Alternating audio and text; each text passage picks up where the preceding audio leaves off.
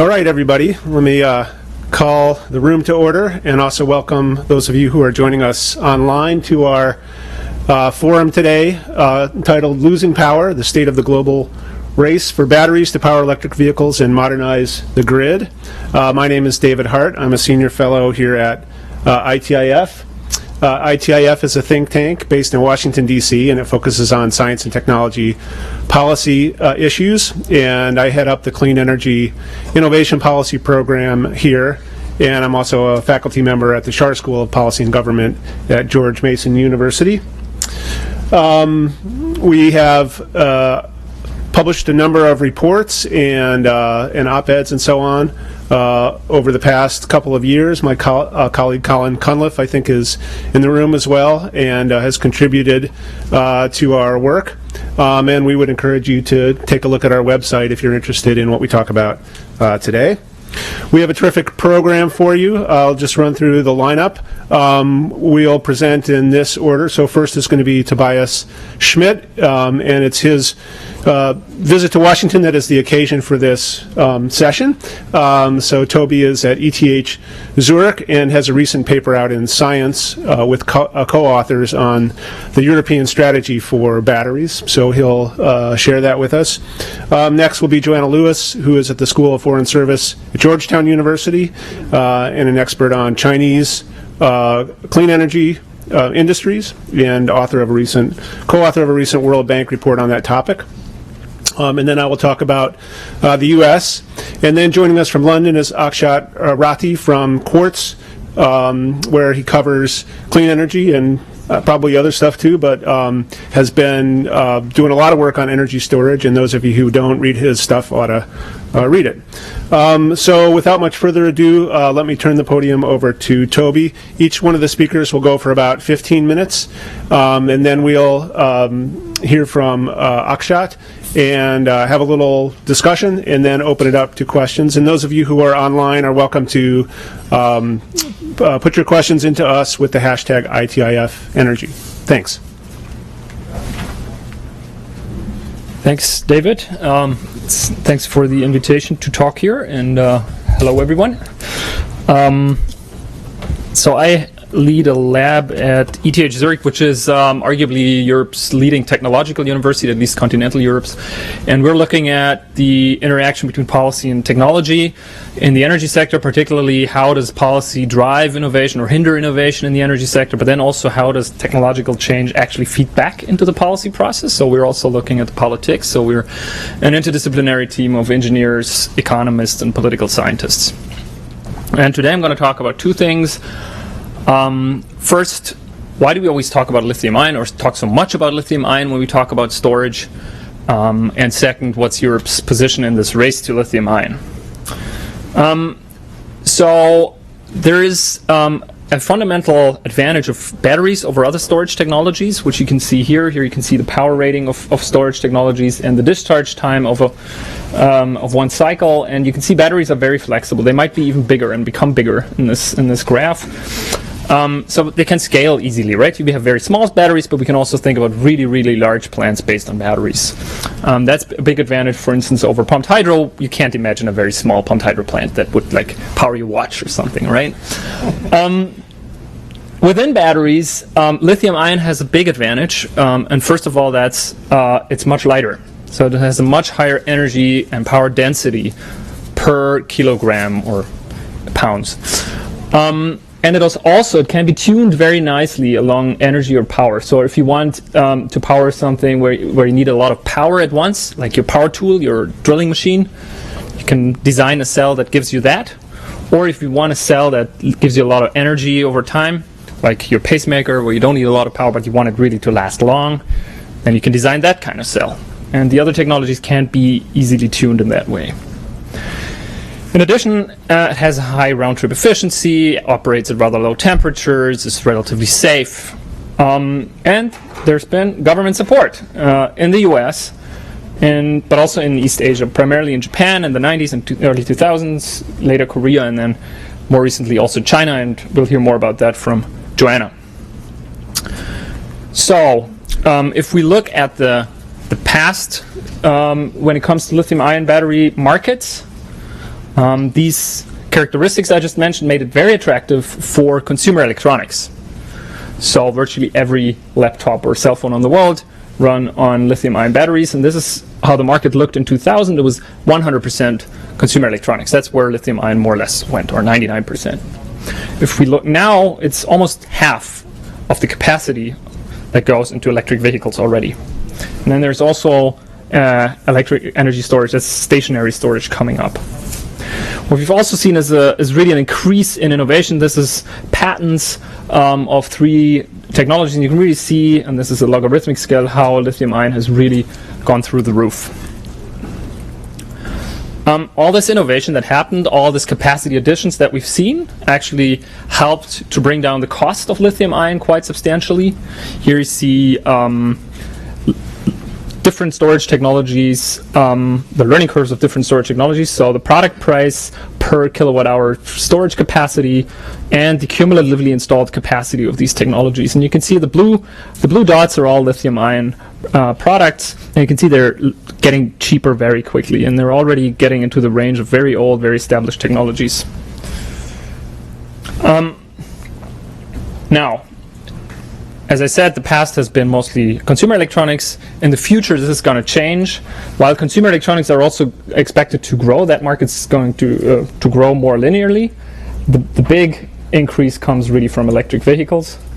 And then there's also stationary energy storage, which is picking up. So let me talk about those 2 other markets. So first about electric vehicles, and then about stationary, a bit more. So if we look at an electric vehicle, electric car, and you say this is the cost of an electric car, this is 100%, then about 40% of an electric car today, the cost of that come from the battery pack, and 3/4 of that are the cell. And within that, you can see there's a lot of the costs come from materials for the cathode, the anode, and other materials, but then also the manufacturing of the cell is quite expensive. If you look at the historic demand for electric vehicles, a lot of it came from the US in the early years, and then since 2014 or so, China has really picked up, and also Europe has started to pick up, particularly Norway and the Netherlands, completely policy driven. If we look now into the future, I mean, it's always hard to predict the future, right? But there's interesting forecasts or expectations, market outlooks. So this is a graph by Bloomberg New Energy Finance that compares different outlooks by different organizations. And what's interesting is you can see Bloomberg is very bullish, whereas let's say Exxon is not so bullish on electric cars. But interestingly, these guys have been ramping up their scenarios over time. So if you look, for instance, at the OPEC, the oil producing and exporting countries, they've been very, you can hardly see it, it's down here, very bearish on electric cars in 2015. But now in 2017, or even a year ago, they became much more bullish, right? So that's interesting because we have seen similar patterns in PV where almost everybody underestimated the diffusion dynamics. If we go to the stationary side, also here a lot of people expect a huge future market volume. Yesterday we had a new study by, again, Bloomberg New Energy Finance that expects about a 1.2 trillion market opportunity till 2040. So that's big. And most of that demand will come from China and the US, then also other emerging economies and Europe. Now, what's important about stationary storage is that it can create value in a lot of ways, and for a lot of people. So we tried to structure that for the policymaker, because most graphs that you see around storage applications are very technical, but we tried to do it in a more policy-friendly way. And what you see here is this graph on the x-axis. You see where is the energy storage located in the supply chain. So is it on the generation side? Is it in the grid, or is it at the end consumer? And on the y-axis here, you see how does the storage technology actually create value. And there's at the bottom there's a classic arbitrage, so you make use of price differences. For instance, you buy electricity at night when it's cheap, and then you sell it during the day, peak demand when it's expensive. At least that's how it used to be. With solar, that might have changed. Or you can think about avoiding alternative investments into your grid. So instead of buying another power or installing another power line, instead of buying or putting your money into transformers, into copper, you can actually build a battery, and that might be cheaper. So that's how you can also create value, and so on. And I don't have time to go into all of these, but this is helpful. You can download the figure. And what's interesting is, of course, all the behind-the-meter applications of storage nowadays are lithium-ion, right? It's like Tesla, Powerwall, and so it's almost all of them. But what about really those cases where you wouldn't expect lithium-ion? Like those cases which we historically have been doing with pumped hydro storage. So that's classic, your classic wholesale arbitrage down here. What about that? We asked that because if the costs have come down so much in the past, if the market outlook is fantastic for lithium-ion just because of the electric vehicles, and if we then believe in learning curves, that technologies get cheaper the more we deploy them because we get better at producing them and using them, then these technologies should eat into those markets too. And that's what we looked at. That's what we modeled. This is very recent results of a model that we did. So here you see the classic utility scale application, a 4-hour discharge duration and an 8-hour discharge duration. And this is your 1 cycle a day, really large scale pumped hydro storage application that you have. And you see two different scenarios. One is a low EV demand, so that's kind of the very, not even OPEC is expecting that anymore, at low growth rate. And then you see a high growth rate for electric vehicles. And here you see the market shares for new build storage, stationary storage for these applications. And you can see that lithium-ion really eats into that market, really outcompetes pumped hydro over time, especially if we have this high demand scenario. Of course, this is built on learning curves, and there might be other factors which we cannot consider, but it's per se interesting, I think, especially that we've seen this one paper that on this other slide by David on lock-in. Okay, so that's on the first question. Why are we talking about lithium? It's really, really powerful. Now, what's Europe's position in this industry, in this race to lithium-ion? And here I'm going to, as David said, I'm going to summarize the main message of our paper, which we published a couple of weeks ago in Science. So to summarize the European situation, there's, I think, at least 3 pieces of a puzzle that we have to look at, and currently these pieces don't match. And they are the battery industry, the car industry, and government. So the battery industry in Europe is very small, at least the lithium-ion battery industry. You can hardly see it on this graph. This is the global lithium-ion battery manufacturing capacity, and this is this little blue stack, and you can hardly see it here, whereas orange is China and light green would be North America. We have quite in Europe, we have quite a good upstream industry. So, for instance, chemicals, Umicore in Belgium or BASF in Germany, which are quite global players in the lithium-ion race. Also downstream, we have a lot of good battery integrators for stationary applications. We also have packaging factories, so from the cell to the pack, remember that difference. And now we have some plans for gigafactories, so the large lithium-ion battery factories that, for instance, Tesla is building in Nevada with Panasonic. Interestingly, they are almost all factories owned by East Asians. So, for instance, CATL, fastest growing battery manufacturer in the world from China, or the Tesla-Panasonic partnership, they're planning to invest in Germany, or some Koreans are planning to invest in Central Europe. And there's also one consortium, one pure European consortium called Nordwold, which the other ones have all gone bust.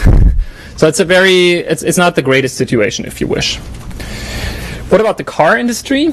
The car industry in Europe is, of course, very big. And crucial for the economy. It contributes a lot to jobs and to the GDP.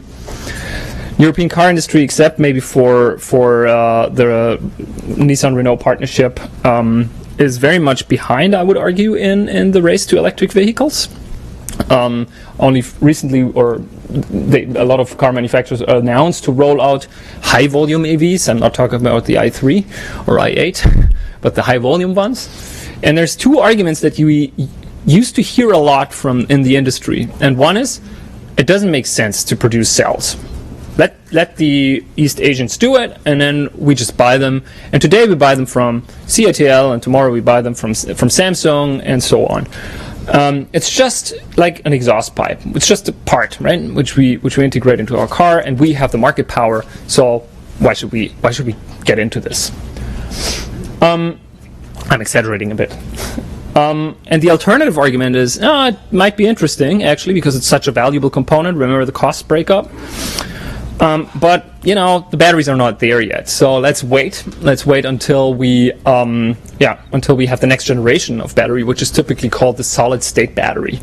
So I'm not going to go into details, but the great advantage is you have much higher energy density. So great, your range will double or something. So let's wait for that. And then we get into the game, and then we just leapfrog all those Asians who are sitting on the old technology. And the third piece of the puzzle is government. So given the importance of the car industry and the fact that they're a bit behind in the race, the EU Commission is getting nervous. Also, German Ministry of Economic Affairs, they're getting nervous. So they're really trying to create incentives for a European-owned, purely European-owned cell manufacturing industry. They want to build that up. And the role model that they quote a lot is Airbus, where Europe was very successful in catching up with the US airline industry. And they say, hey, we can do the same. It took us a lot of government effort, but we managed. Let's do the same here. But given this situation, where we have a weak battery industry, a hesitant car industry, but an ambitious government, it's interesting. So there have been some attempts, like Terra-E, which just went bust 3 weeks ago, one of the European consortia, or the other ones are failing because no one really invests. So the problem is really the car industry doesn't really pick up yet. They that seems to have changed actually in the last couple of weeks, if you think.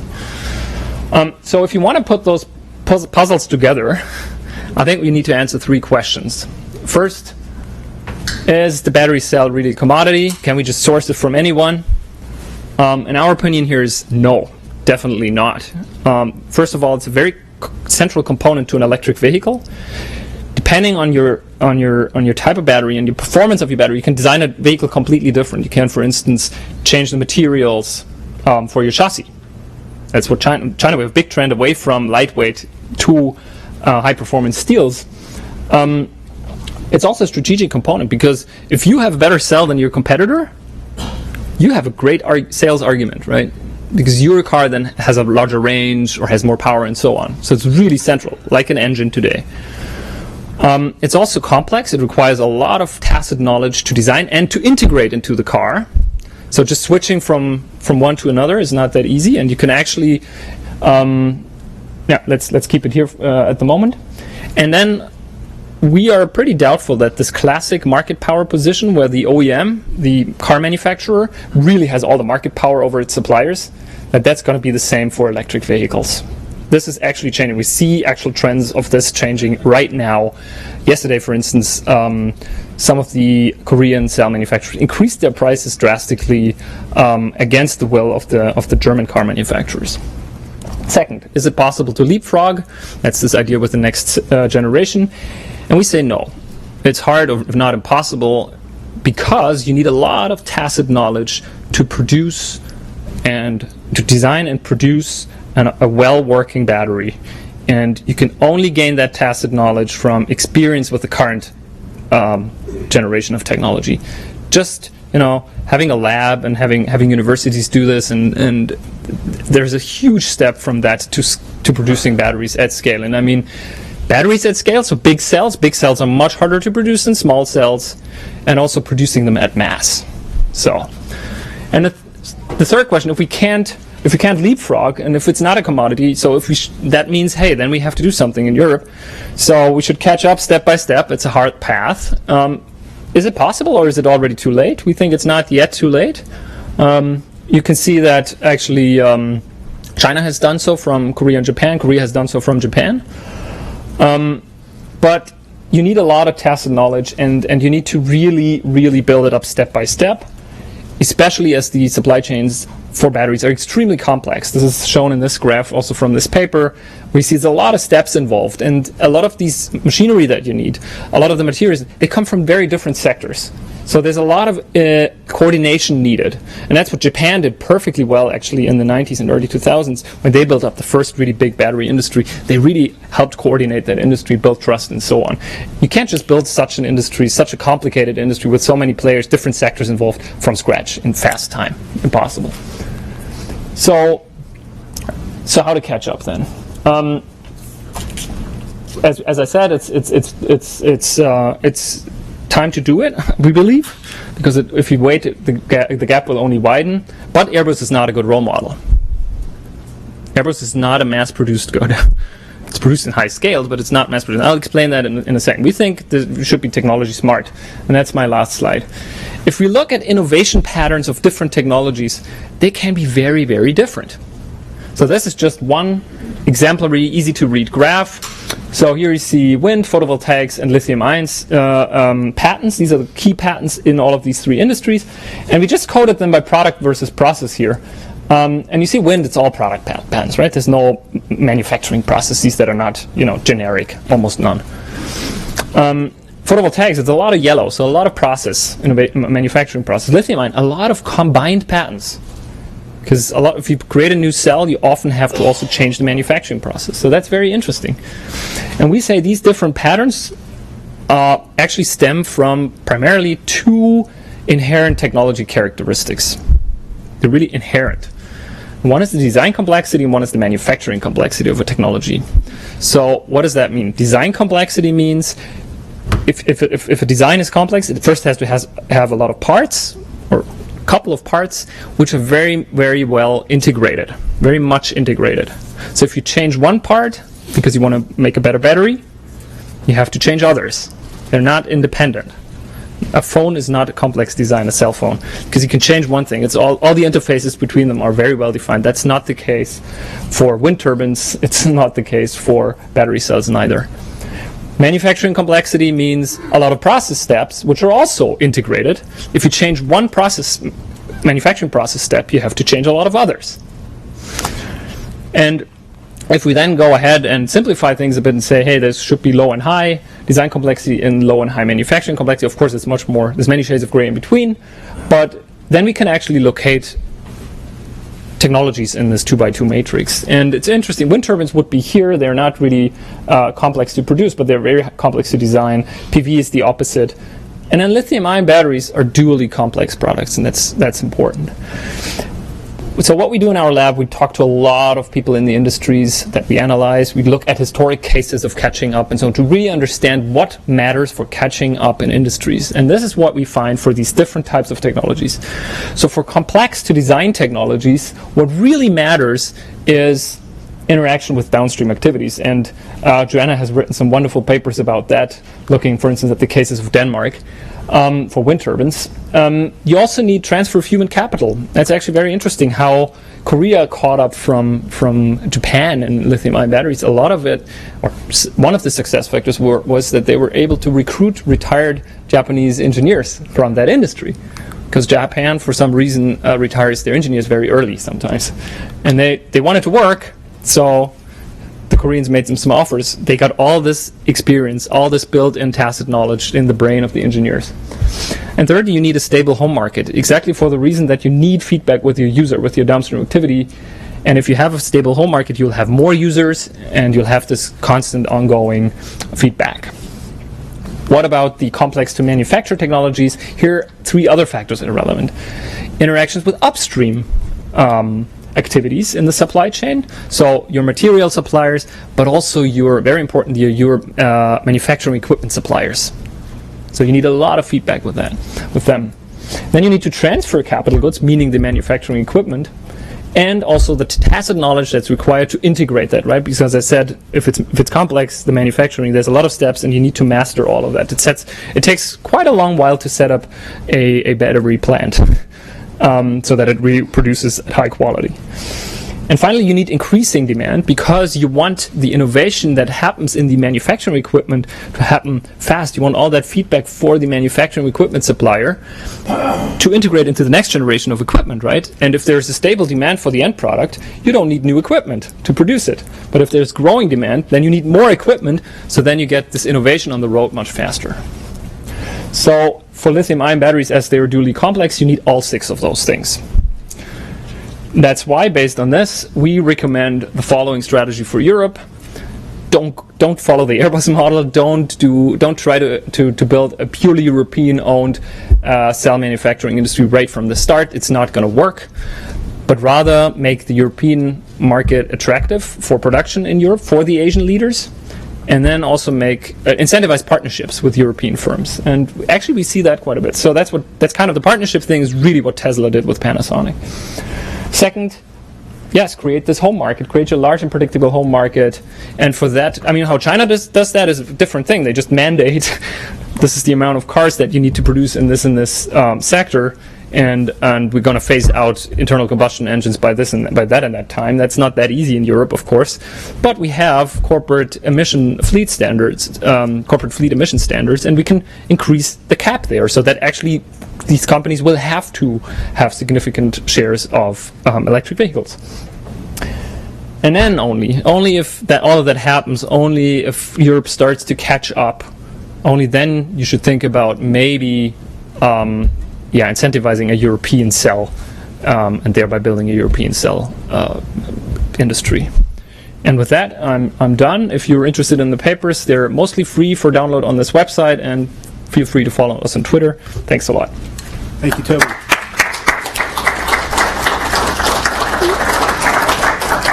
I just want to remind people, and those of you who may have joined us late, that the slides are all available on the website. So if you're online watching, please follow along, and those of you here can get it. And obviously, you're welcome to take pictures here, but the pure version is on the website. And next up is Joanna Lewis from Georgetown.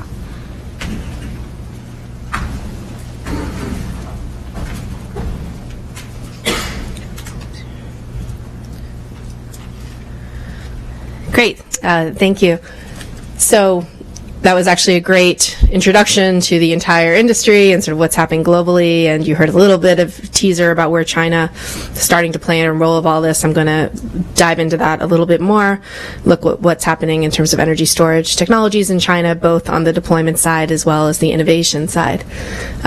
So a few key points I'm going to talk about today. First of all, I think it's important to keep in mind that China is relatively late to the game in developing energy storage technologies.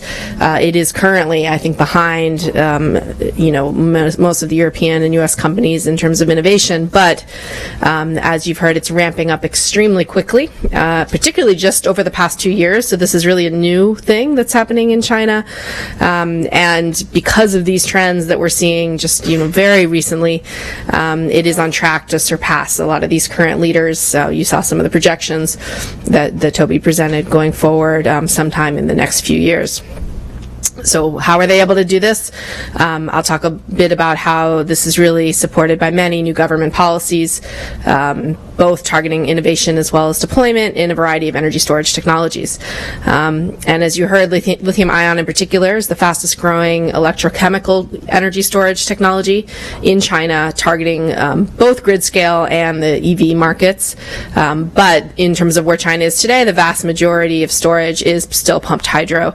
As you may know, China is the largest, user of hydropower in the world, and so this actually gives them an advantage in terms of being able to use this for a variety of purposes. But in terms of what's growing most rapidly and where they'd like to see this going, eventually the movement is towards lithium-ion because of the reasons that Toby described.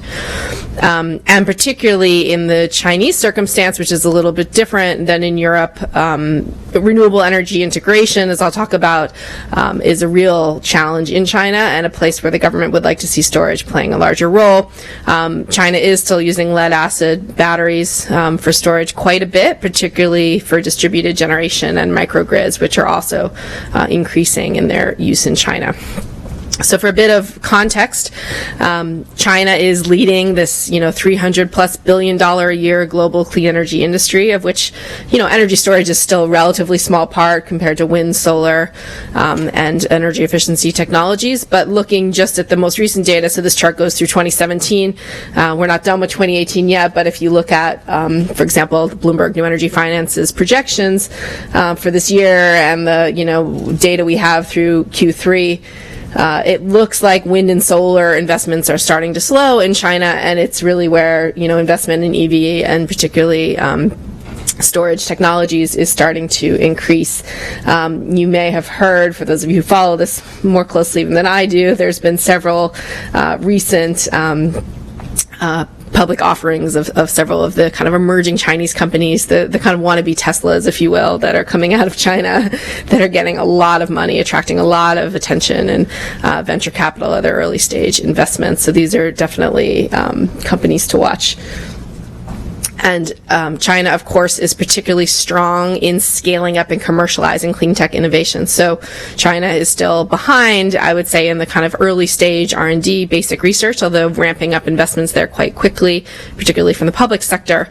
But what we've seen China able to do in moving technologies from this kind of early stage demonstration to commercial is something that no other country has been able to replicate. And this has been useful not just for Chinese companies, I should say, but for European and American and other companies that take advantage of the ability to demonstrate their technologies in the Chinese market.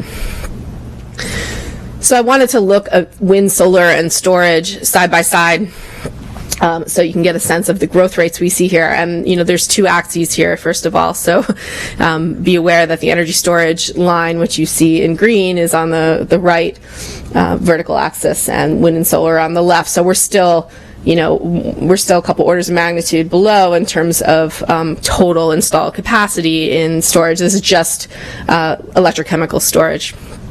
But you can see the slopes of these lines. The growth is, very similar to what we saw sort of in the early stages of wind and solar development. Wind, as you can see in China, which has been, their major success story. They're the largest user of wind energy in the world, is starting to slow. And solar has been the more recent success story, but that is also starting to slow. Both of these technologies are constrained, particularly in terms of integration into the grid. And this has been a real problem in the last few years, where huge amounts of wind and solar are being curtailed by the grid operators for a variety of reasons, which we can talk about if you're interested. But I think the government in China is now really hoping that energy storage is going to be part of a savior for the renewables curtailment issue. And so we do see battery technologies increasingly being incorporated into use to deal with grid integration. Excuse me. So, within China, you see a somewhat different breakdown of where battery storage technologies or how they're being used. I think in particular, as I mentioned, renewable integration.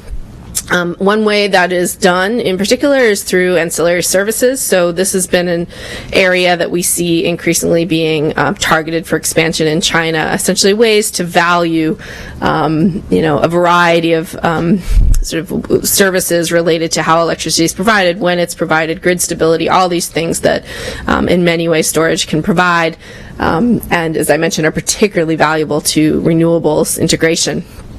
So I've identified sort of four, I'd say, sort of buckets of regulatory frameworks, policies, support measures that are all influencing energy storage technology development in China right now. So one would be the sort of the broader innovation and industrial policies that the Chinese government is pursuing across a variety of industries, clean energy technologies in particular. But energy storage, I think, is notably mentioned in the National 13th Five-Year Plan as among the top 100 most important national strategic projects or technologies in China. So that's, if you know how Chinese policy works, that's no small thing to sort of be mentioned, in the major plan that governs China's economic development. And, I think they're very strategic about identifying these technologies as important going forward. You see energy storage identified as a strategic emerging industry. Again, this is a category assigned to areas that are targeted by a variety of industrial policies for support in China. You see specific research development demonstration goals for energy storage technologies in the Energy Development 13th Five-Year Plan in Made in China 2025, which some of you may be familiar with. This is the broader sort of innovation strategic plan for China, as well as something called the Energy Technology Revolution Innovation Action Plan. It's sort of a rough translation, which again is sort of China's energy innovation strategy through 2030. The other kind of big picture policies that affect energy storage that I think are going to be important to watch are the broader power sector reforms taking place in China. So this is something that has been ongoing over many years, and it's going to be extremely important for the tariff reforms that are underway to be followed through for allowing pricing of ancillary services, which are particularly going to be useful for adding higher value to energy storage and also making it easier to compete at a somewhat higher cost with coal and other technologies which are currently subsidized, and the plan is to make those more reflective of actual market prices. There's, of course, broader energy sector goals, particularly targeting renewable energy, and all of that is going to be helpful for scaling up for scaling up energy storage. Of course, as was mentioned, very aggressive targets for what China calls new energy vehicles, which includes electric vehicles. China's looking at maybe 35 million vehicle sales by 2025, and they want new energy vehicles to be about a fifth of that total amount or so going forward, as well as there's a big push in China for what they call sort of the Internet of Energy, smart energy development. They see energy storage as really crucial to a lot of these new technologies. And then just in 2017, there were a bunch of key policies that specifically target energy storage. So the most important one, this is this document 1701, which looks specifically at a broader strategy that released by the China National Development Reform Commission, which is to be implemented in conjunction with a lot of the other major agencies in this area to promote energy storage sort of across the board. So, this is actually a figure I pulled from one of David's most recent papers, projecting China's planned battery cell production capacity going forward, and to give you a sense of kind of where this is in the global scale. There's a variety of numbers out there for this, because planned means planned, right? And so, it sort of depends on where you look, and there's a lot of these, big plants, these gigafactories, if you will, which have been announced and are still under development. So actual capacity is still unknown, but I just pulled a bunch based on reports from a variety of the top companies in China, some of the big gigafactories that have been announced throughout the country that are either online or about to be online sort of in the next couple of years. And you can see, for example, big one that BYD is building out in Qinghai province, is a 24 gigawatt hour capacity. So this is, I think this is either on par with the Tesla Nevada approximately. Tesla, of course, is planning to build what they call Gigafactory 3 in Shanghai. That's under construction or in early days. And then there's several of the other big companies that were mentioned also building these big factories. This is not by any means a comprehensive list, but this is some of the largest ones that are under construction now.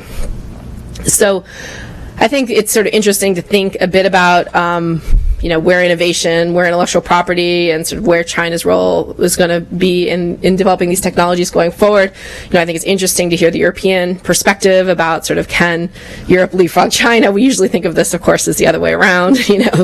Most of my work focuses on how can China leapfrog the U.S. and Europe, because that's what they're constantly trying to do.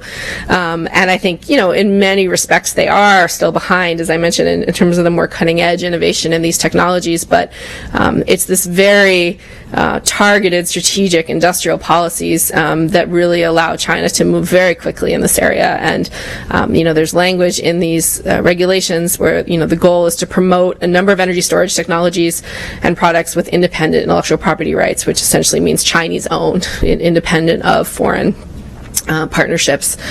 Several Chinese battery manufacturers are benefiting from industrial policies which play out as a variety of indirect subsidies, as well as government procurement has been particularly useful in this industry, where you see, for example, BYD and other manufacturers where they're kind of their home province, will procure a bunch of new taxis or something, from that manufacturer to kind of boost them.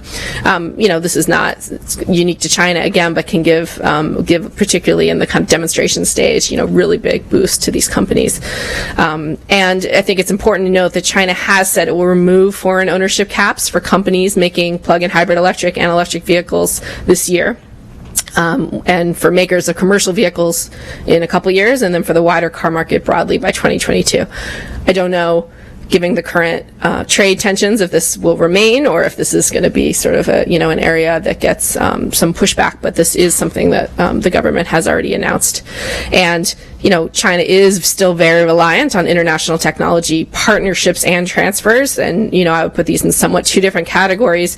Partnerships being extremely important, where you have as Toby mentioned, a lot of Chinese battery manufacturers are selling their batteries to the big European automakers, BMW, Volkswagen. They're buying from China.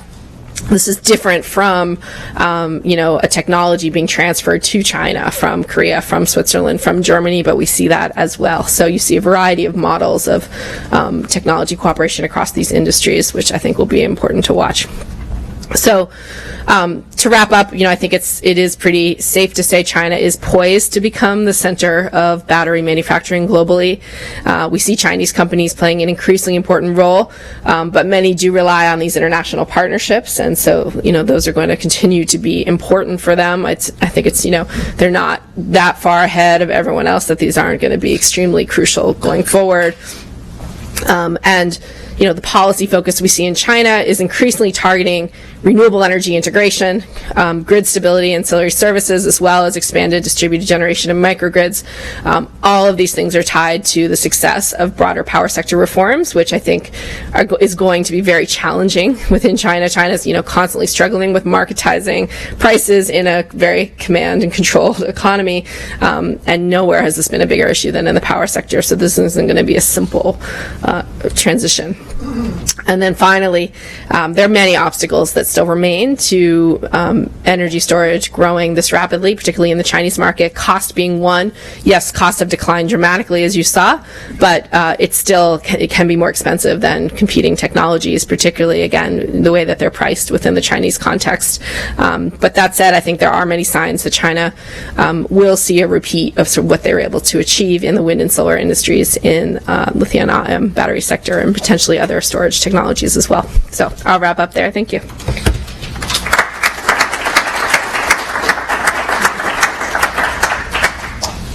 Thanks, Joanna.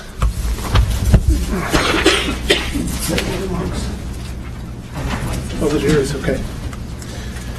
Great. So I'm going to amplify some of the themes that we've already heard as we talk about the U.S. case, and I'm going to briefly just talk about the demand side in the U.S., and then a little bit on the supply side, and then recap where we are on policy, and then we'll have some discussion. So the context here is carbon dioxide emissions from the energy sector. Lithium-ion batteries are important for both power and transportation, really for the other sectors as well, but I'm not going to get into that here. So we've seen the decline in U.S.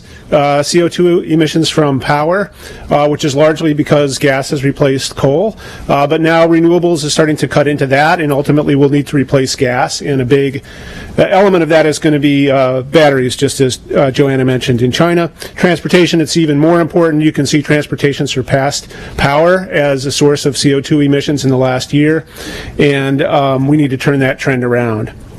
So let me just speak briefly about power. And I want to just focus on two things. This is a pretty complicated graph. This is looking at large-scale utility-side batteries connected to the grid. So you can see in the last few years we have a scale here in hundreds of megawatt hours, just as in China. And most of the recent installs are lithium-ion batteries. You can see basically has taken over the entire market in the last couple of years. And now looking forward, we go from 100, so that last hockey stick is all buried here. So you can see that that exponential trend continues, and we move up a couple orders of magnitude, so somewhere near 12,000 megawatt hours or 12 gigawatt hours to be demanded in 2023. And the U.S. is expected to be the largest grid-scale storage market. So by my calculations, and actually Toby showed some numbers here, the grid market for batteries would be roughly a quarter of the EV market. So EV is by far the dominant application in terms of the total demand, like how many batteries are these industries buying. So here we see sales of electric vehicles in the U.S. These are monthly figures, and we hit 3% for the first time in the last month. That's about 44,500 cars. That's both plug-in hybrids and pure battery vehicles.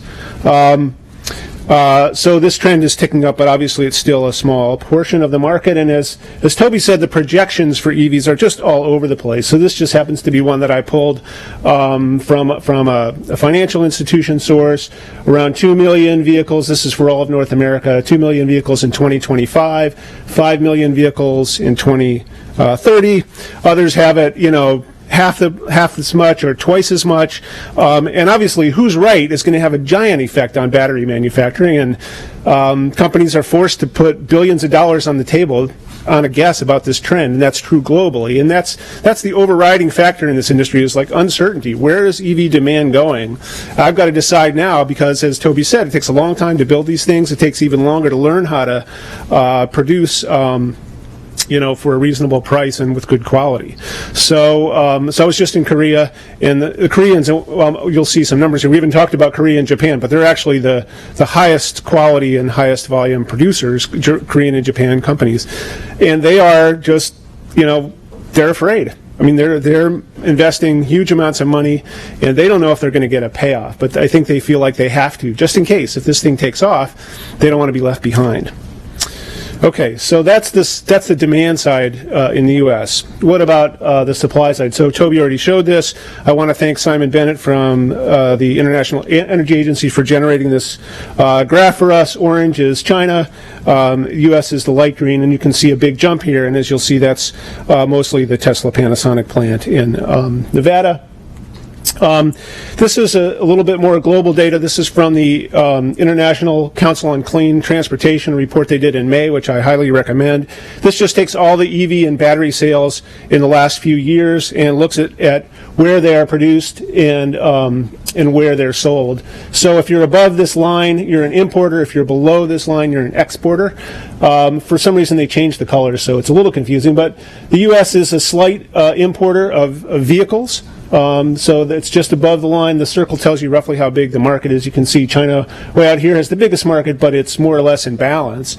But is a pretty big, U.S. is a pretty big importer of battery packs.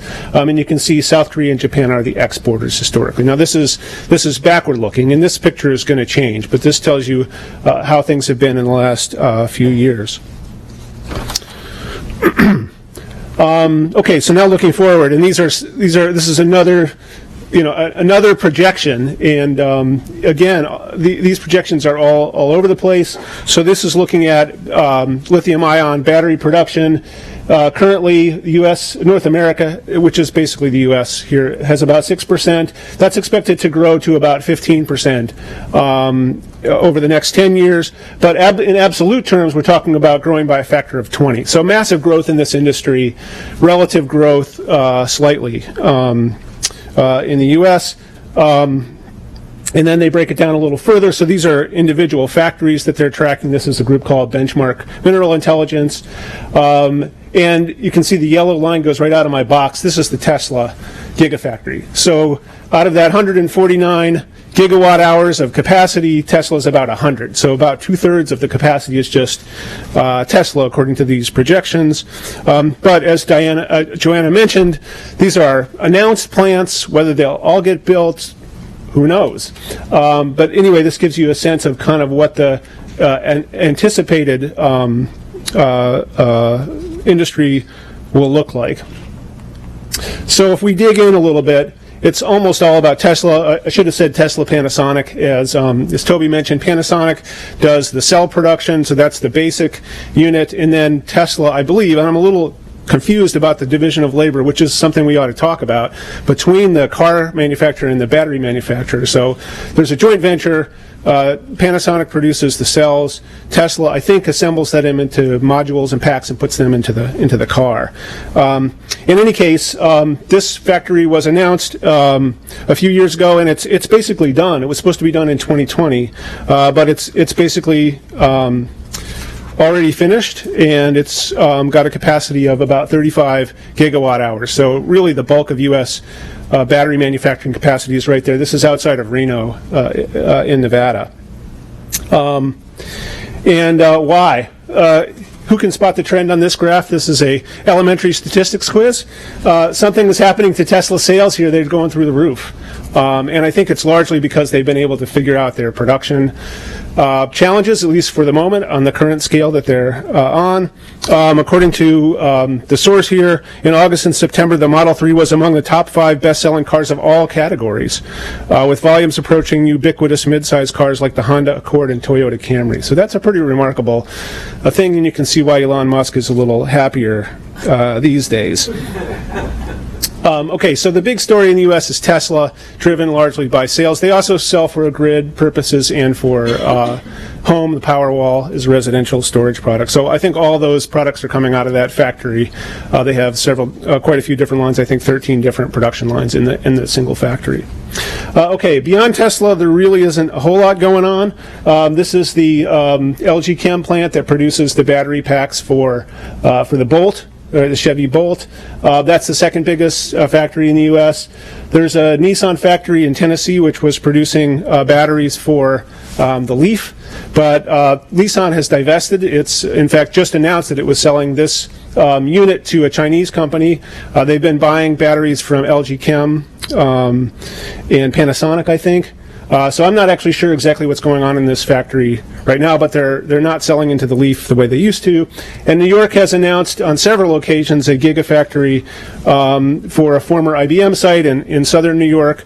Whether that will ever get built, I don't know, but they did buy, according to news reports, $200 million worth of capital equipment for $5 million from a bankrupt battery company. So they got a good deal on a bunch of equipment. I don't know if they've shipped it to the site yet, but as far as I know, they haven't actually started to build the plant. So that's a thumbnail of where the U.S. is at in terms of supply side in lithium-ion batteries. Okay, so what about policy? The U.S. has been involved in battery R&D for a long time, at least back to the 1970s and maybe before. But there was a huge push under Obama, funded by the stimulus program, a kind of once-in-a-lifetime opportunity, according to DOE officials who were quoted to that effect. They used a bunch of different tools. There were a number of grants made to some of the factories that were shown earlier. They used the loan guarantee, both for Tesla and Nissan. I think the Tesla was just for their auto assembly plant, not for the battery factory. For Nissan, it was both the battery factory and the auto plant. For Ford, it was a whole bunch of different things, only partially having to do with EVs. Some of it was for energy-efficient trucks and so on. But in any case, they used that facility as well. And then there have been big increases in battery R&D in this whole alphabet soup of units of DOE that are involved in that. And that's another thing we can talk about if people are interested. So the U.S. invested a lot. Some of it may still pay off. Some of it did pay off. Some of it has gone bust.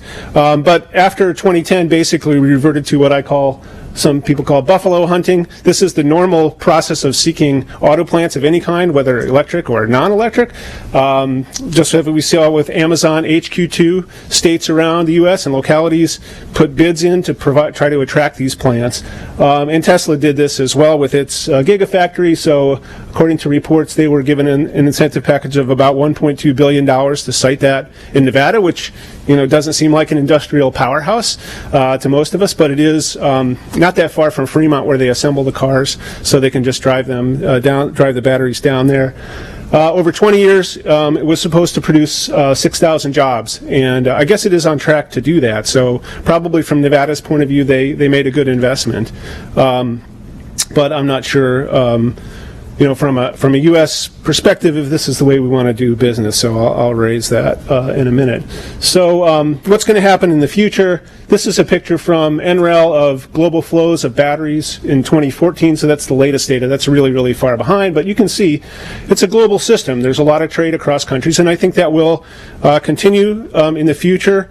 But I don't think it will be quite as big a percentage, because as these markets grow, there are going to be some strong incentive to site the battery factory near the auto. And Toby mentioned this. They're very heavy.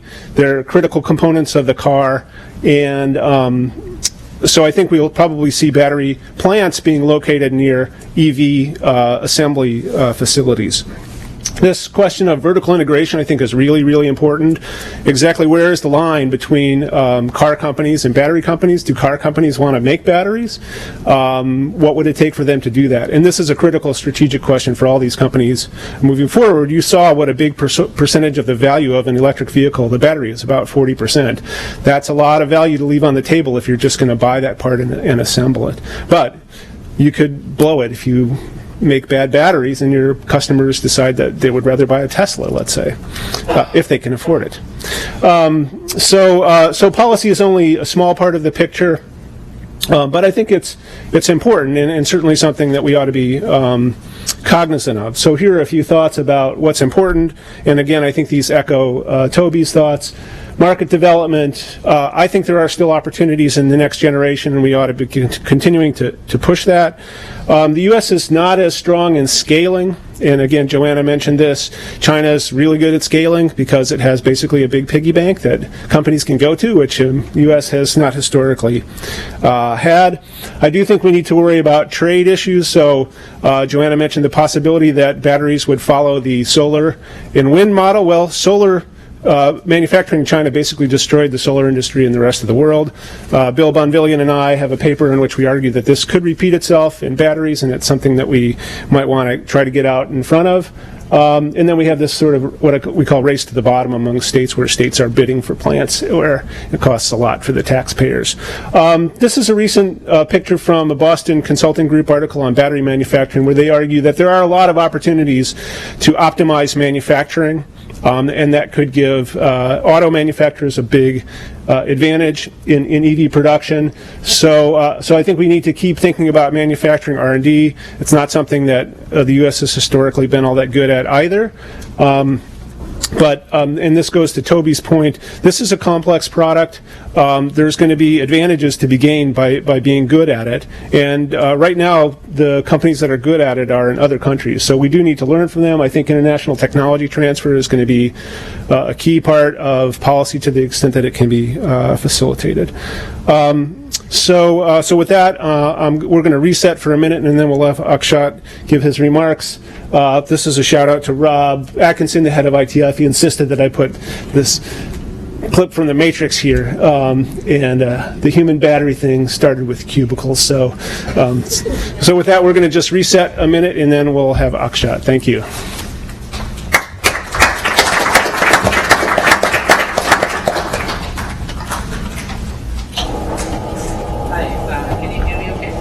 We need a, no, you gotta ramp up. How is this? There you go. All right, we're all set. Would it be possible to pull up one of the slides that you had just before the Morpheus slide? We can do it on the sides of the room. We just pulled up the big screen. Good enough. Go ahead. So the point I wanted to make, this has been fantastic context for battery manufacturing. I think one aspect that I can certainly think would engage the audience is, if you look at that chart, the biggest fraction that will lower the cost is high energy density, that's the 55. And that is really what Tobias was talking about when he was talking about complexity in the design side of batteries. That high energy density will come from new types of chemistry, new types of science, and that is something that a lot of companies across the world are engaged in, but it is something that the US can claim leadership on. And However, that leadership hasn't always translated into market capitalization. So there are a few examples I wanted to talk to people about. And if you know these companies, that's great. But I think most of these names are not household names anymore. Boston Power is a company that was founded in Boston, and it was in an American innovation in batteries, which was then, it went bankrupt, was bought out by the Chinese, and the Chinese are now using that technology to scale up manufacturing. The same thing has happened with A123 Systems. It was a spin-off out of MIT, which got a huge grant from the Obama administration to start a battery manufacturing plant. They had solid chemistry and solid science and a solid product in hand, but the manufacturing side, they went in too early, spent too much money, went bankrupt, were bought out by the Chinese, and the Chinese are now using the technology to make batteries. These are lithium-ion phosphate batteries that are used in electric buses most of the time. Another example is Aqueon Energy. This was a Bill Gates funded startup that again made a similar mistake as A123. It thought, yes, we have a battery, it works, let's build a manufacturing facility in the US. Spent too much money, went bust. The Chinese have brought out the intellectual property, and they're in position to scale up technology. So in the long run, it definitely makes sense that battery manufacturing should be where the consumption will be.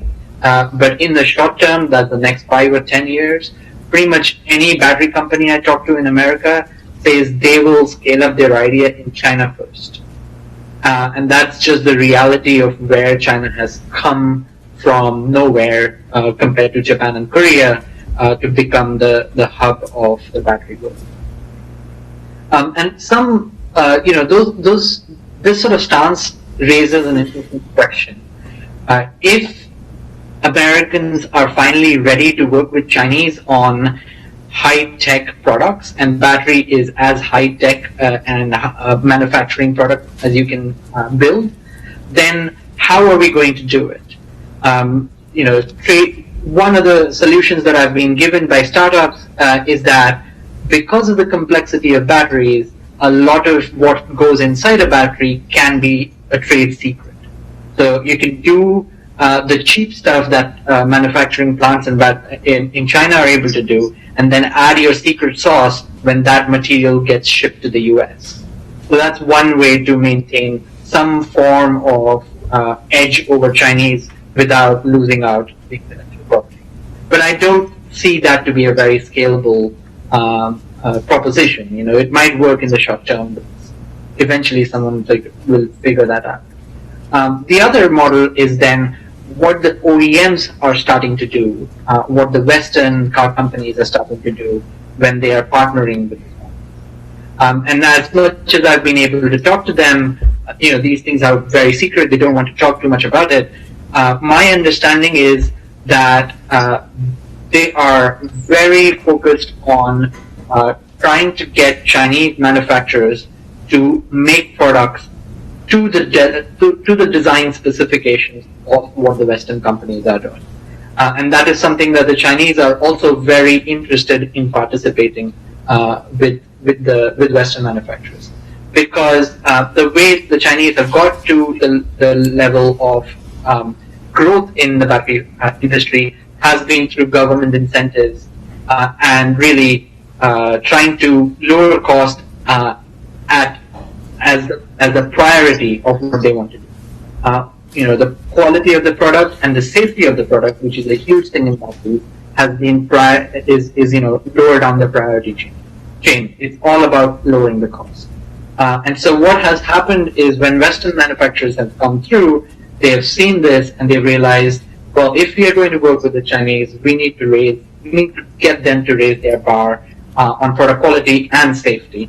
And at least some of the manufacturers that are starting to ship their batteries to Western car manufacturers from China As you may have seen from some of the slides, most of these are currently coming from South Korean or Japanese companies, but increasingly you're getting Chinese batteries getting into cars. So CATL working with BMW, Daimler is a good example. And they are raising the bar of what the Chinese can produce.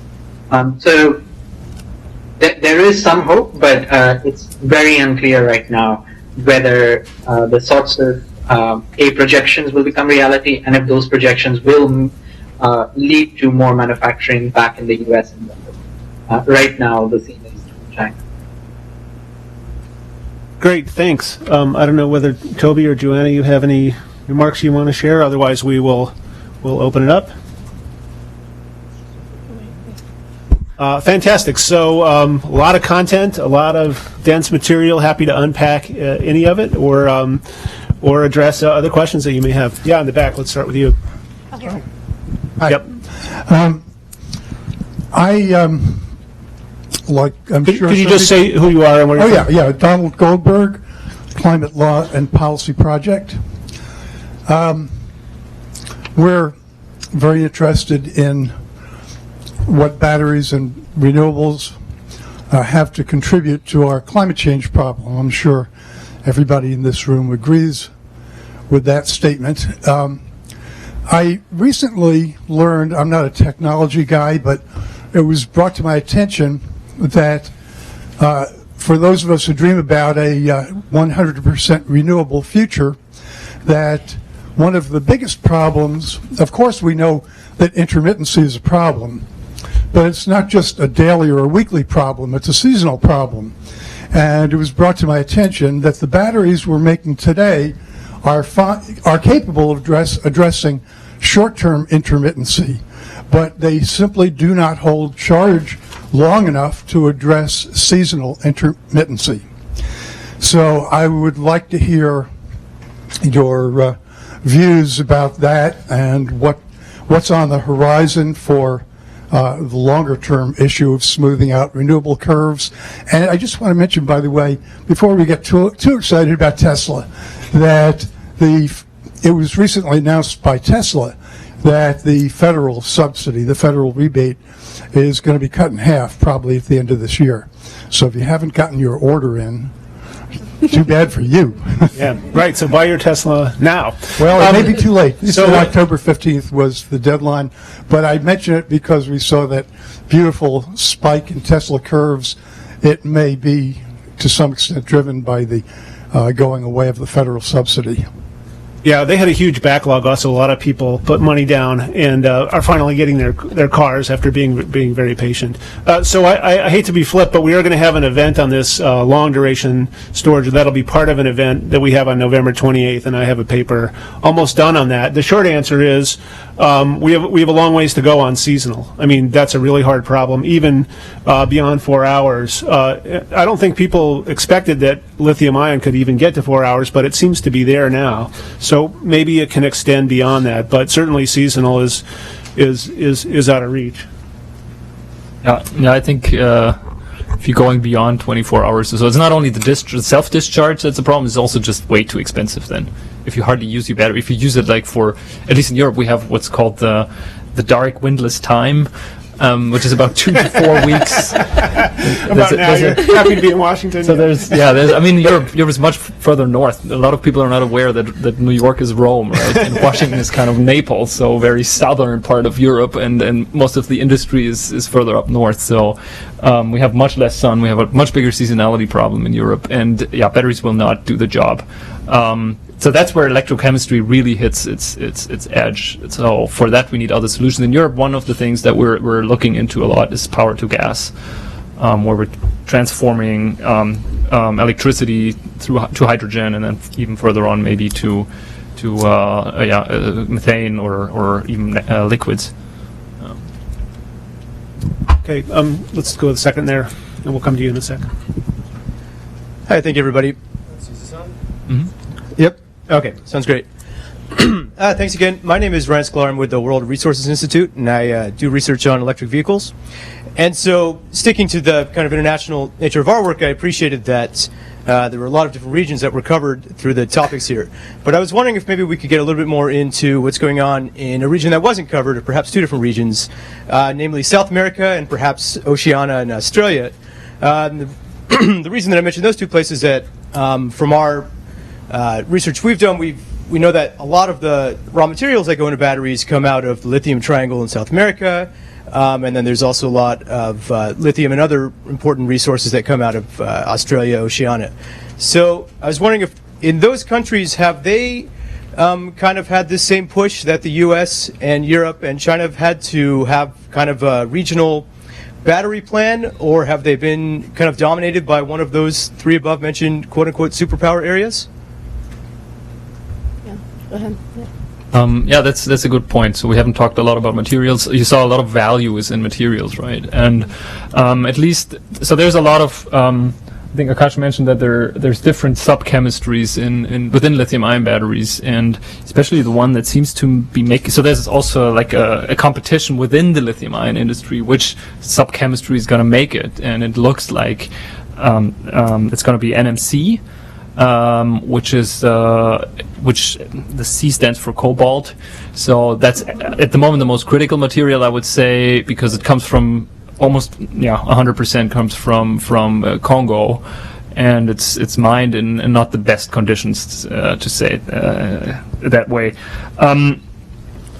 But generally, there's very different policies in terms of mining. When it comes to lithium, a lot of it is in Latin America, a lot of it is in Australia.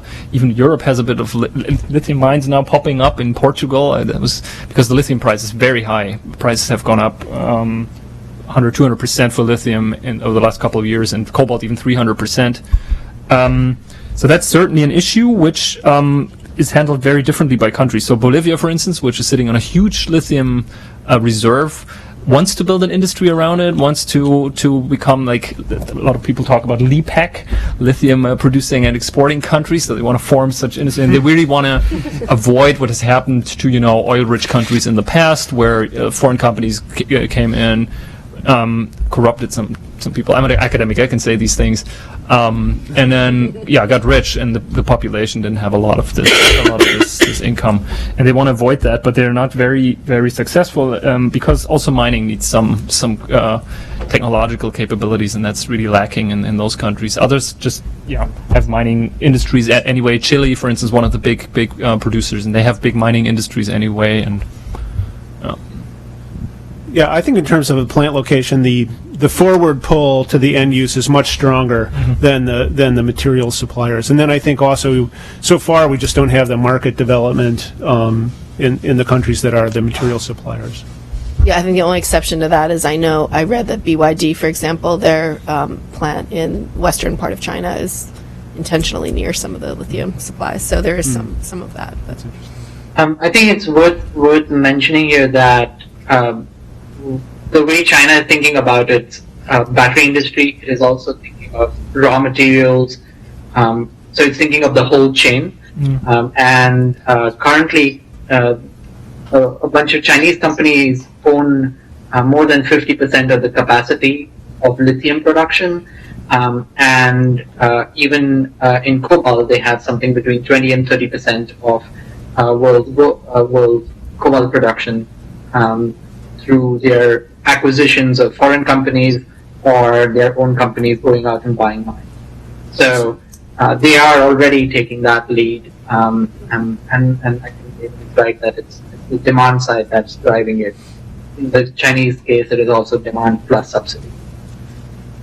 Maybe two more things on that. Sorry, I didn't answer that from earlier, but I fully agree to what Akash just said. We really see this trend towards backward integration into the supply chain, and it's driven by you want to secure your access to the material, but you also want to control prices a bit more, because if typically the car industry wants long-term prices. And then if the material prices fluctuate a lot, then you have to buffer and you have to take all that risk, right, as a cell manufacturer. So they want to get rid of that risk. And there's one more thing. There's a big difference between a raw material and the material you can actually then use to produce your electrodes. So there's a whole chemical processes in between. So this is where actually the chemical industry is involved. So that's several steps also in between. There's a question right here. Camille Saylor, I'm president of the European American Chamber of Commerce, and thank you for your insights. I have a policy question from the European perspective for Tobias and Akshat, even post-Brexit. Do you think that the Commission and the UK government will be developing an industrial policy towards renewables writ large, and particularly batteries, in terms of geographical location, for example, from the European side, the way other regions in Europe have been designated as a pharma region, for example, in France, or an airplane producing region. And similarly in the UK, do you get a sense of how this is going to be grappled with, both post-Brexit as well as integrating into maybe a European competitive strategy? I can take the UK one. It's probably simpler. The answer is no. Literally, nobody has an idea of what happens after Brexit, and so that's, in the short term, definitely nobody knows. In the long term, the bets they have made so far, some of them are paying off, others aren't. So the UK launched the Faraday Institute, which is a consortium of academics and government money to try and increase innovation in the UK. And the UK was already doing very well, at least on the academic side, in battery science and battery chemistry. And so it was trying to capitalize on that, and that has led to other people coming to the UK to think more about battery innovation. There was a chance that Dyson, which I don't know if it's a product that's commonly used in America, but they make vacuum cleaners and air dryers, which are very well designed. And so Dyson is getting into electric cars by building the car themselves and building the battery themselves. And there was a hope that Dyson currently has its R&D in the UK. There's a hope that they'll also bring the manufacturing in the UK. But that's not happening. They've announced that they're going to Singapore. So, the future for what the UK is doing in terms of battery manufacturing and then integration is quite bleak. To add to the UK answer just quickly, what is interesting if you compare it to the EU's policy, there's this Faraday challenge or Faraday policy that was just mentioned. It's actually very well designed, and for instance, it foresaw these partnerships. So it wanted to attract Asian manufacturing leaders to the UK, and then complement that with the strong R&D support policy. The problem is, if you don't have access to the largest car market, or the big car market, one of the second largest car market, I think, or third largest in the world, then you have a problem, because then you're no longer attractive for those Asian partners, right? And nobody knows what's going to happen, whether cars will still be produced in the UK and then transported to Europe. At the moment, they're fully integrated into the European car manufacturing supply chain, but nobody knows what's going to happen. So that's, of course, a huge disincentive on the UK side. In the EU, it's a bit tricky as always. I mean, officially the EU is actually doing all the industrial policy for Europe, right? It shouldn't be the national governments, it should be the EU, and then we have this new policy of what's called smart regional policy. So that's what probably you're referring to. There's a regions, we should not do the old principle of having a big bucket of water and just pouring it all over Europe more or less equally, or give more to the poorer regions, but to be more strategic about our industrial policy. But to my knowledge, there's all the stuff on batteries doesn't include that yet, because there is no strong region on batteries at the moment anyway. As I said, we have some producers, but it's really mostly Leclanché in Switzerland and so on. But they're producing for watches and hearing aid and things like that, very special purpose applications. So there is no real region. Then the most natural region, and I think I fully agree to what you said before, I think the most natural candidates are those regions which already have the big car manufacturing plants, because you will produce next, or it makes most sense to produce close to those plants. If you look at the cost composition of battery cell manufacturing, most of it is in the depreciation of the equipment and the financing of the equipment. It's not so much labor. It's okay, energy matters, but Europe has very high energy prices. But even then, it's attractive enough to be just close to your customer. So I'm not aware of any regional aspects here. Yep, more questions. Let's go over here.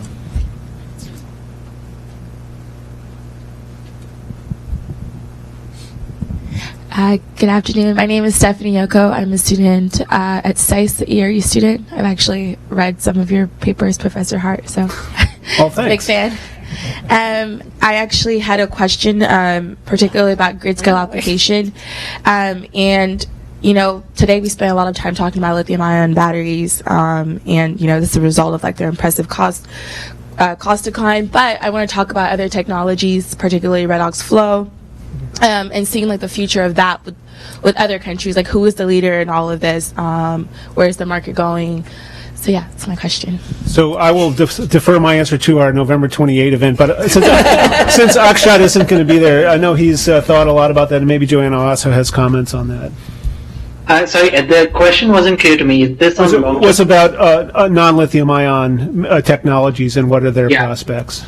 Yeah, so non-lithium-ion technologies are currently many. There are quite a few that are also commercial. None of them, however, are able to compete with lithium-ion.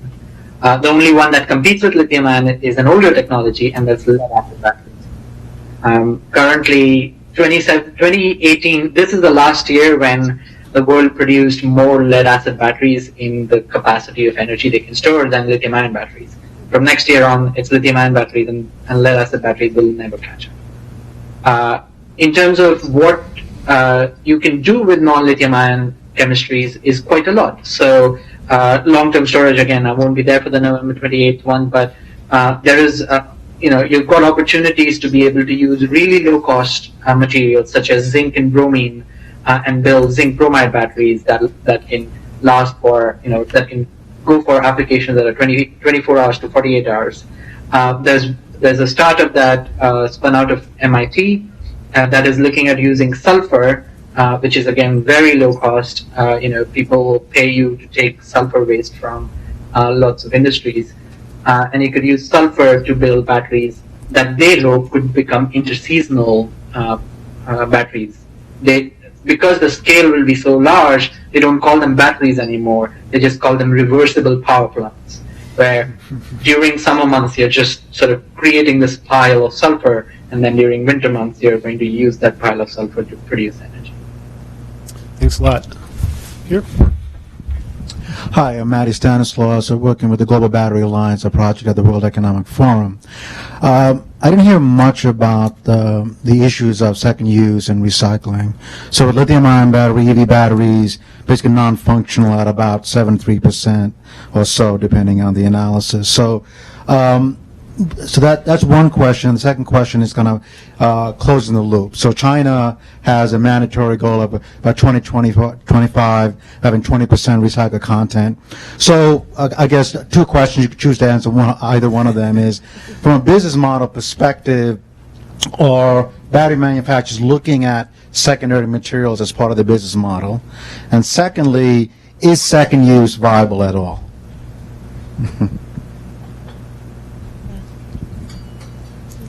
So, I mean, the U.S., I think, is behind here. That's my impression. And I think a lot of it, and maybe Tobias can speak to the regulatory context, where you have take-back mandate, that puts an incentive on design features that allow, I mean, one of the challenges is separating all the materials out at the end. It's pretty hard to do if you want to do the first thing.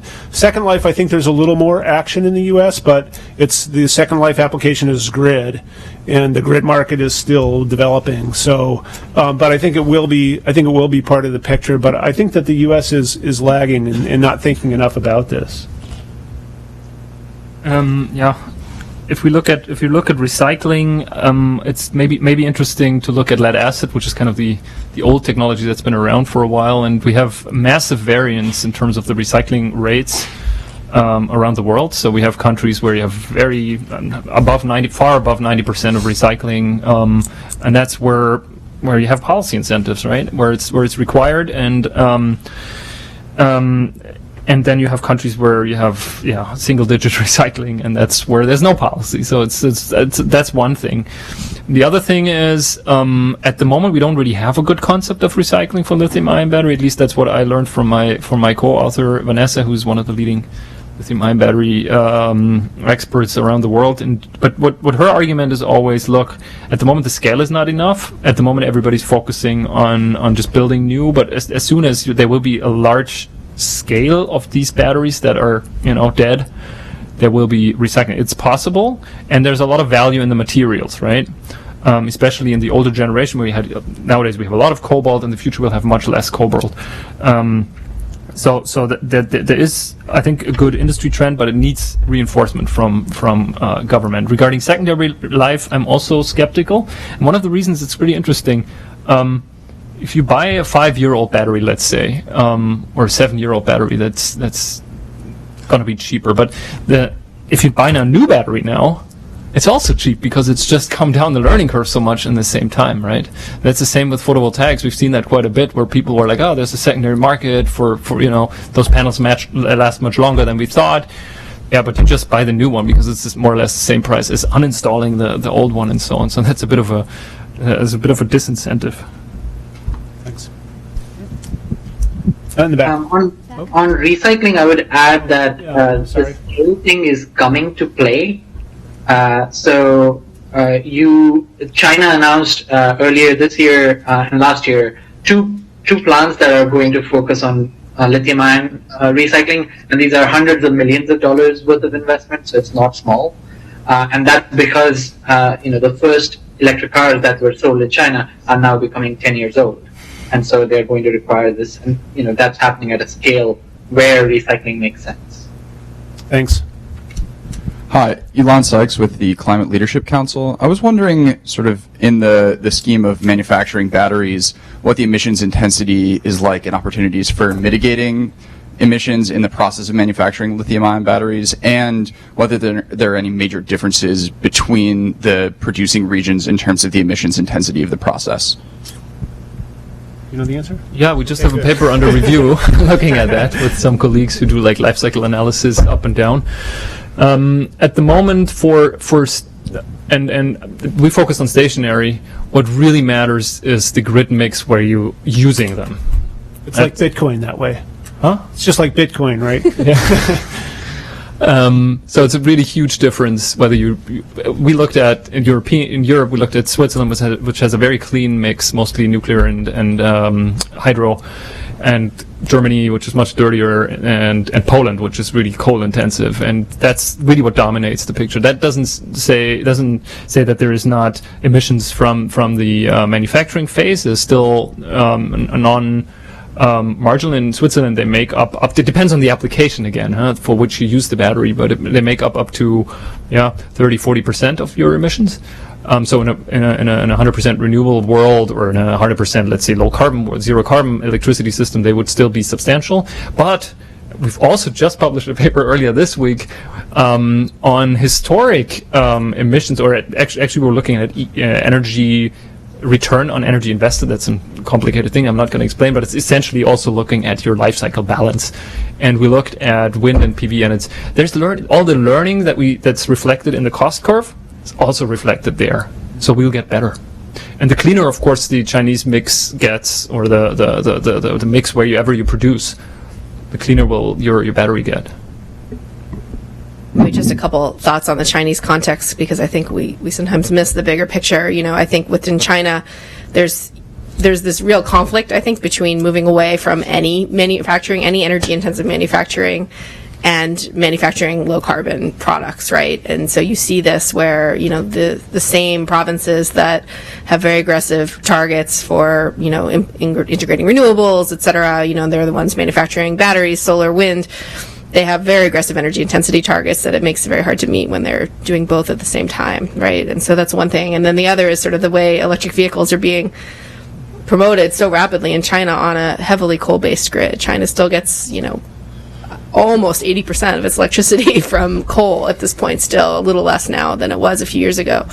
But so electrifying China's vehicle fleet is not necessarily, it's not actually better for the climate at the moment, right? But they're looking at sort of a long-term strategy for in bringing more renewables on, and then, more having the batteries there. But of course, it's a benefit for local air pollution, which is what is driving this, right? So this is an issue where you're essentially displacing the pollution from where the battery's made to where the car's driven, which is where they need the cleaner air in the cities, right? So we've reached our witching hour. I think we're just maybe, if you guys have any wrap-up remarks, and then we'll close down, and then we'll hang out for people in the room that want to come chat with us. And Joanna's got to go teach, so she's excused from that duty. Akshat, do you have any closing thoughts? Yeah, I was going to add to the last answer. Perhaps that's also a closing thought, because if you think about batteries and electric cars, their climate benefit is perhaps overstated or at least over-understood in our minds, but the climate benefit is quite small. So transportation as a total set of emissions is 25% at most, of which light vehicles, which is what we are focusing on right now, is half of that. So you're going to get emission reductions of 10-12% globally if you overnight convert every car to an electric car. So the benefits that way are quite small. We have a lot of emissions to cut. This is just one of them. Thanks a lot. I think what's interesting about this is just really that it's industrial policy that drives a decarbonization of things. I agree that China does it also because of local air pollution, but there's also huge industrial policy rationale behind it. They really couldn't really catch up, or had a hard time catching up in internal combustion engines. Let's not even talk about diesel, despite all the requirements to go into joint ventures. So that's interesting. My personal belief is anyway, the most realistic, maybe not the most efficient, but the most realistic climate policy is actually green industrial policy, where we have a competition to become greener and create jobs around that, and that's a very interesting area of that.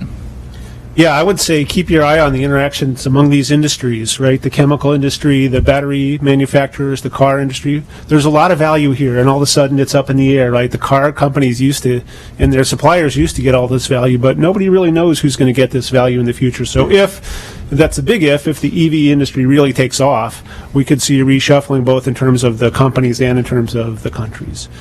So with that, let me thank everybody who joined us today. I know some of you probably stayed up late last night.